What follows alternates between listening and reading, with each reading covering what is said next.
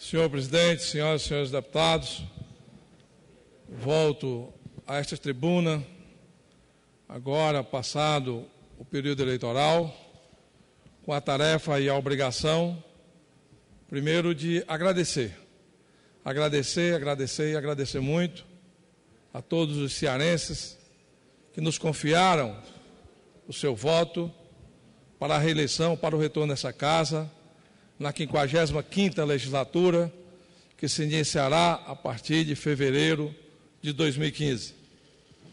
Foi um primeiro mandato de muitos compromissos, de muito trabalho, de muita dedicação, e que a gente sempre teve focado exatamente na busca de construir soluções para os problemas, para as angústias, para as dificuldades, para a superação dos obstáculos que impedem muitas vezes que o nosso Estado, o Estado do Ceará, o qual me orgulho muito de ter nascido, tem que enfrentar para buscar construir um pouco de equilíbrio, um pouco de melhoria na sua qualidade de vida para o seu povo, para as suas famílias. E aqui agradeço sensibilizado a todos os municípios do Estado do Ceará. Foram apenas 3 que não me depositaram votos, mas inclusive a esses municípios em que fiquei esquecido, mas fundamentalmente aqueles em que a gente teve um reconhecimento mais forte, mais vigoroso, majoritário inclusive, de votação, porque são exatamente a esses que a gente tem priorizado na nossa ação política. Quero aqui agradecer penhoradamente do fundo do meu coração a toda a família calcaense, a todos aqueles que residem no município de Caucaia. Caucaia, que hoje é o maior município do interior do estado do Ceará. Caucaia, que desponta como grande produtor do crescimento econômico do nosso estado. Caucaia, que esse mês agora teve 2 grandes momentos na sua vida econômica, na sua vida social, que é a inauguração do primeiro outlet no município de Caucaia e no estado do Ceará, que vai fomentar exatamente o seu desenvolvimento industrial, e, ao mesmo tempo, esse grande feito da atual gestão, dirigida pelo atual prefeito, Washington Góes, junto com o seu vice-prefeito, Paulo Guerra, que é a assinatura do contrato do PAC da mobilidade urbana. Um município que se pretende ser, nas próximas décadas, o maior produtor econômico do estado do Ceará, precisa avançar também no seu desenvolvimento urbano, na sua condição de mobilidade, na sua trafegabilidade, nas suas questões de saneamento básico, abastecimento d'água, arruamento, iluminação pública, calçamento, e esse conforto se dará exatamente a partir desse grande feito, em que obrigações foram cumpridas. Eu me lembro muito bem da preocupação do prefeito Washington Góes em recuperar financeiramente o município, e o fez. Hoje é um município dos que mais cresce na arrecadação própria de recursos dentro de todos os municípios do estado do Ceará. Só esse ano cresceu mais de 23% em comparação ao mesmo período do ano passado, e agora com esses 300 milhões assinados com a Caixa Econômica Federal, poderá aí sim dar um novo padrão, uma nova paisagem, uma nova roupagem para o município e atrair ainda mais investimentos para não só a região, porque entendo que a Caucaia pode ser o grande ponto de alavancagem exatamente para o crescimento de todo o interior do estado do Ceará, a partir da Zona Norte, a partir do Complexo Industrial do Porto do Pecém. Muito obrigado, Caucaia, pelos mais de 20.390 votos recebidos nesse município. Ao meu querido e amado Itapajé, terra onde nasceu meu pai, onde nasceu minha mãe, ao Itapajé que me deu mais de 14 mil votos, ao Itapajé que também sonha e tem o direito de sonhar com o crescimento e desenvolvimento econômico, que conseguiu já há 2 anos a implantação de uma agência da Caixa Econômica, e queremos terminar esse ano exatamente com a inauguração da agência do Banco do Nordeste do Brasil, que será muito importante exatamente para o crescimento do nosso município de Itapajé. Obrigado a toda a família itapajense por essa fabulosa votação. A Fortaleza, a nossa capital, onde mais de 13.530 fortalezenses foram às urnas exatamente para me dar esse título, renovar esse mandato de deputado federal. Irauçuba, Vajota, Pedra Branca, Tejuçuoca, São Gonçalo do Amarante, Canindé, Aracoiaba, Quixadá, Jaguaribe, Itarema, Umirim, Piqué Carneiro, Quixeré, Cedro, Solonópolis, Lavras da Mangabeira, Ipueiras, Banabuiú, Paraipaba, Boa Viagem, Itapipoca, Martinópolis, Russas, Jaguaretama, Mauriti, Milhã, Santa Quitéria, Alto Santo, Paracuru, São Luís do Curu, Uruburetama, Pacajus, Ibiapina, Cariús, Tabuleiro do Norte, Itaiçaba, Paramoti, Sobral, Senador Pompeu, Apuiarés, todos os municípios em que tive votações expressivas. Muito obrigado. Saudar a presença de Vossa Excelência nesse grande expediente, sobretudo com o realce, que é justo e merecido, de registrar a eleição brilhante que Vossa Excelência conquistou, graças ao seu trabalho e ao seu desempenho nesta casa. Como seu companheiro de partido e, sobretudo, seu amigo há tanto tempo, eu quero exatamente pôr em evidência que nessa legislatura, a primeira a que Vossa Excelência desempenha nesta casa, Vossa Excelência sempre evidenciou uma atuação proficiente, voltada para os interesses do país e, por natural consequência, do nosso próprio Estado, com aquela prioridade que Vossa Excelência soube caracterizar, quer como membro da Comissão de Orçamento, quer nas outras comissões permanentes e, sobretudo, no plenário desta casa. Vossa Excelência, portanto, fez jus a seu retorno ao Parlamento Nacional, onde eu já estou no 11º mandato, depois de ter cumprido todas as etapas da hierarquia legislativa, desde vereador, a Câmara Municipal de Fortaleza, Assembleia Legislativa, Senado Federal, presidente do Congresso e agora na Câmara dos Deputados no final de mandato. Saúdo a presença de Vossa Excelência, já que foi uma conquista merecida e um galardão que lhe ofereceu o povo cearense. Cumprimento a Vossa Excelência. Obrigado, senador Mauro Benevides, exemplo de homem público, a quem todos nós cearenses nos orgulhamos. Inclusive, costumo dizer ao senador Mauro Benevides que comecei a gostar de política exatamente na sua campanha, na sua primeira eleição ao Senado, em 74, quando o povo do Ceará cantava "Aonde o Mauro vai, o povo vai atrás". O senador Mauro realmente dignifica a classe política em todo o Brasil.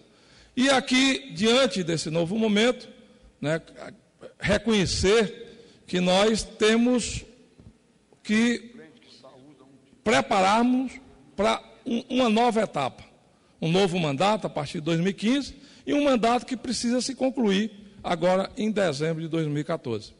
Nessa legislatura, grandes feitos alcançamos, sem sombra de dúvidas. A semana passada, a votação do aumento do Fundo de Participação dos Municípios veio exatamente a coroar uma luta que estava presente nessa casa. Há mais de 8 anos se tentava votar exatamente a PEC que aumentava o Fundo de Participação dos Municípios, que amplia os espaços de cidadania, onde as pessoas residem, onde as pessoas moram, onde as pessoas têm as suas demandas, onde nós precisamos exatamente de mais investimentos do poder público, e foi exatamente esse feito que votamos a primeira etapa na semana passada, e agora, nessa semana, amanhã, concluiremos essa votação da PEC aqui na Câmara dos Deputados, que deverá seguir ao Senado e ser concluída ainda este mês, para que a gente já possa usufruir desse aumento do Fundo de Participação no município já a partir do ano que vem. Outros feitos importantes, como o orçamento impositivo, a principal bandeira de autonomia dessa casa, carregada pelo nosso líder, presidente Henrique Eduardo Alves, que conduziu, e já em primeira votação, aqui aprovado, tanto aqui como no Senado, para que a gente possa fazer também a conclusão, para garantir a vigência ad eterno, exatamente dessa conquista de quase 150 anos de parlamento brasileiro, exatamente no sentido de que a Casa possa ter autonomia, que possa se interromper a política da troca de favores em função das liberações das emendas parlamentares, emendas essas que são de fundamental importância, exatamente para atender às demandas, principalmente dos pequenos municípios. E também possamos contribuir na construção desse novo Brasil, do Brasil que saiu das urnas, do Brasil que teve um debate muito aguerrido, muito aflorado durante todo o período eleitoral, mas que agora é o momento da distensão. Aos vencedores, como dizem os ingleses, as batatas. E aos perdedores, o reconhecimento dos erros e dos acertos e das construções que precisam ser feitas para que suas bandeiras, para que suas propostas possam ser reconstruídas dentro de um novo momento político que se avizinhará. A democracia é muito boa, por um lado, porque prega e reza a possibilidade da alternância de poder, mas também é muito boa, por outro lado, porque ela dá a oportunidade da avaliação, e na avaliação você pode exatamente determinar a continuidade ou não daqueles programas, daqueles projetos que estão em curso. O Brasil passa num momento de muitas dúvidas com relação à retomada do seu crescimento. E nós, como os parlamentares, como os deputados, senadores, que formamos o Congresso Nacional, temos uma responsabilidade muito grande para com isso. Temos uma responsabilidade muito grande para com a estabilização democrática. Temos uma responsabilidade muito grande para com que o país possa retomar os graus de investimento e na recuperação do seu crescimento econômico, capaz de gerar qualidade de vida, oportunidade de emprego, para que as pessoas possam, numa ocupação digna, construir e sustentar as suas famílias. É exatamente esse novo momento que exige de nós um reconhecimento ao resultado das eleições e, ao mesmo tempo, a preocupação e a vontade de fazer com que, no debate político, nós sejamos capazes de construir uma agenda política que possa fazer as mudanças necessárias para o Brasil atual. Há uma pauta muito extensa de demandas que precisam ser ajustadas, que foram afloradas agora na eleição.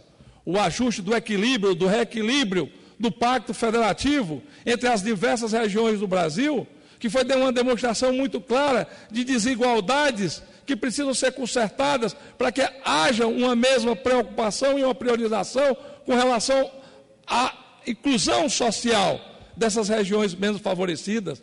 Há um debate nacional muito forte hoje em torno da questão da água, deixou de ser uma questão regional do Nordeste, onde seca era quase que sinônimo da região nordestina, e hoje seca é um debate que há em todo o Brasil, e nós precisamos avançar exatamente na busca das soluções dos recursos hídricos, do melhor manejo, da interseção das bacias, coisa que muitas vezes foi tratada com certo desleixo e até com certo preconceito no nosso país. Exemplos de países como a China, como a Turquia, que há milhares de anos tem a compreensão da necessidade da interligação das bacias, nós aqui ainda temos muitas dificuldades, inclusive do ponto de vista legal, de podermos viabilizarmos esses projetos, que agora serão, com certeza, agilizados, porque como chegou no Centro-Sul, nos grandes formadores de opinião, na concentração da grande mídia nacional, nós com certeza teremos esse debate com mais vigor, com mais força, e encontraremos soluções. E isso vai ser bom tanto para resolver o problema do sul e sudeste do país, como também para resolver os problemas seculares do Nordeste, que há milhares de anos sofrem exatamente com a interinidade, com a falta de uma constância na questão climática, na falta da questão dos recursos hídricos. Eu acho que esses avanços são necessários para essa agenda de hoje.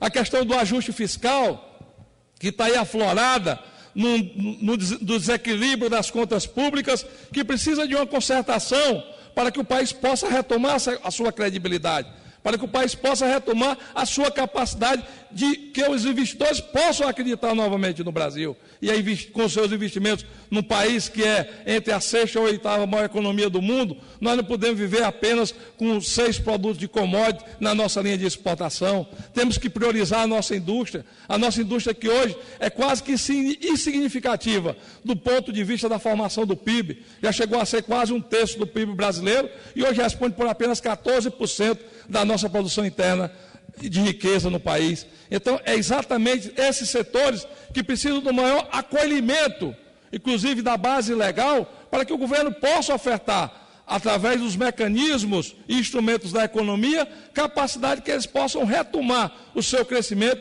e, retomando o crescimento, a gente possa compartilhar desse desenvolvimento para com todos nós brasileiros. É exatamente esse novo momento que precisa de nós uma compreensão política do que o Brasil vive hoje. Não é a agressão pela agressão. O palanque já passou, a eleição já passou, os resultados já foram estampados nos jornais e nas praças públicas. E o que a gente precisa agora é compreender que os vencedores precisam apresentar essa proposta, uma proposta que busque construir unidades, uma proposta que busque construir uma agenda capaz de fazer com que nós retomemos esses espaços perdidos. E é exatamente nesse novo momento que o acirramento da briga política não alimenta. Esse acirramento, e agora travestido de um macartismo muito fora de época, que agora querem exatamente, num discurso vazio, sem conteúdo, dizer que é necessário acabar com o PMDB. Acabar com o PMDB para o Brasil é quase como acabar com uma democracia. O PMDB para o Brasil é tão significativo como o ar que nós respiramos para sobreviver. Foi o PMDB que lastreou toda a luta democrática do país. Foi o PMDB que deu ao país a Constituição mais avançada de toda a sua história. É o PMDB que tem lastreado todas as políticas públicas que fizeram a evolução do país ao momento que nós vivemos hoje, seja na estabilização da moeda no fim da inflação, seja na política de inclusão social recente implantada no nosso país. Mas a gente precisa respeitar o PMDB. O PMDB é um partido plural, tem suas contradições internas, tem um debate interno muito rico, muito aflorado, até pela sua própria Constituição, mas o PMDB respeita os demais partidos políticos. Nunca passou pela cabeça de nenhum PMDBista, em qualquer lugar do Brasil, o sentimento de querer acabar com as outras agremiações partidárias. Muito pelo contrário. Talvez no debate político da reforma política que precisa ser feita, nós possamos avançar para não ter financiamento público para aqueles partidos que não têm representatividade e que todos sejam livres para criar partidos, como se criam clubes sociais, como se criam igrejas, como se criam times de futebol, não necessariamente financiados pelo poder público. Mas nós não podemos exatamente perseguir aquelas pessoas das quais nós não comungamos das ideias. Isso é uma postura fascista. Isso é uma postura antidemocrática. Isso é uma postura que nos leva aos anos 50, 60, do início da Guerra Fria, quando se perseguia os polos de radicalização, seja o macartismo contra as esquerdas, principalmente com o fantoche do comunismo naquela época, seja o combate aos fascistas e aos nazistas que perseguiram durante o pós-guerra. O mundo não percebe mais isso hoje. Presenciamos ontem a grande festa da queda do Muro de Berlim, uma festa democrática, participativa, diversificada, em que todos ali comemoravam o quê? A liberdade. A liberdade é o principal fruto de toda a convivência social que precisa ser harmonizada num país de dimensões continentais como o Brasil. Pregar o ódio, pregar a divisão, pregar a secessão, o separatismo, não contribui absolutamente em nada para o nosso crescimento e para o nosso desenvolvimento. Nós precisamos ter consciência clara da necessidade dos contrários.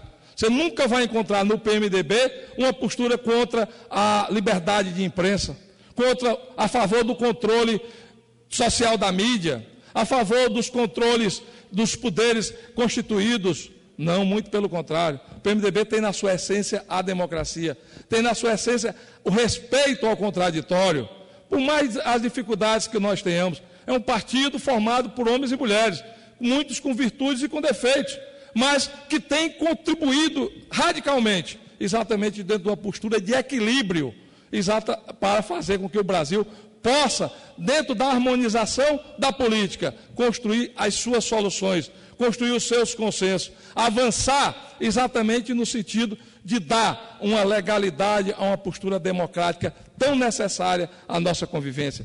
E nesse debate, nós sejamos capazes exatamente de construir essas soluções para os problemas econômicos, essas soluções para os problemas sociais. Nós não podemos nos acovardarmos e nem nos deixarmos de fazer exatamente aquilo que o povo nos outorgou, aquilo que o povo nos escolheu exatamente para que pudéssemos avançar nessas questões. O Brasil precisa avançar e muito. O Brasil é um país riquíssimo, um país que do tamanho de um continente, um país de um potencial extraordinário, um povo criativo, um povo alegre, um povo participativo, um povo que quando é chamado, muitas vezes até distante, mas quando sente a sua possibilidade de fazer da praça pública o seu palco para apresentar as suas demandas é com a vivacidade, com a energia, com as cores de um país alegre e de um país progressista. Faz isso no futebol, faz isso no carnaval, faz isso nas festas religiosas, faz isso nos movimentos culturais, faz isso também nos momentos políticos. Nós nos lembramos muito bem que no início dessa campanha eleitoral de 2014, o clima muito morno, muito ameno, o povo assim, distanciado do debate político. E quando foi chamado, e quando viu a necessidade de participação do debate político, aflorou de uma hora como um vulcão, exatamente tentando ali, cada um a sua visão, cada um ao seu sentimento, cada um a sua razão, exatamente exprimir, colocar o seu desejo e a sua participação. Foi uma eleição com mais de 100 milhões de votos, o que significa dizer uma participação de mais efetiva de mais de 50% da população brasileira. Isso é muito bom. Isso é muito bom e precisa ser cultivado e ser estimulado. O debate político ele precisa passar exatamente a ser do nosso cotidiano. Não podemos impingir aos políticos, colocar aos políticos apenas as mazelas, as ironias, as ilações que muitas vezes são feitas sem a comprovação, na busca desesperada do poder pelo poder. Nós precisamos dar, sim, a condição para que a gente possa, através do debate político, encontrar as soluções para os problemas que nós temos, e são muitos. Um país que, depois de 12 anos, revê novamente, tristemente, a volta do crescimento dos miseráveis no nosso país. Hoje são mais de 10 milhões e meio de brasileiros em estado de miserabilidade, em estado radical de pobreza. E são esses irmãos que precisam de oportunidades. São esses irmãos que precisam exatamente que a gente possa fazer com que esse país olhe para eles também. E que a gente possa, num gesto de compreensão e de políticas públicas, construir essas oportunidades. Aos meninos não cabe só mais a expectativa lá do meu Nordeste, que era um cabo de uma enxada. E as meninas, muitas vezes, como eu vi agora nessa campanha eleitoral, um fato que me deixou muito preocupado, meninas, crianças ainda na idade infantil, concluindo a sua infância, muitas vezes grávidas, muitas vezes com filho no colo, exatamente por uma má formação do ponto de vista educacional, ou muitas vezes até por uma ambição descabida da família, porque aquele filho poderia gerar um aumento dos benefícios sociais que aquela família recebe. É esse Brasil que nós não queremos. O Brasil que nós queremos é o Brasil que gera oportunidade. É o Brasil que dá a esse jovem, a essa jovem, a facilidade de ter uma escola de padrão, capaz de fazer com que ele possa, através do seu estudo, através da sua capacitação, construir uma profissão que lhe dê dignidade no seu sustento.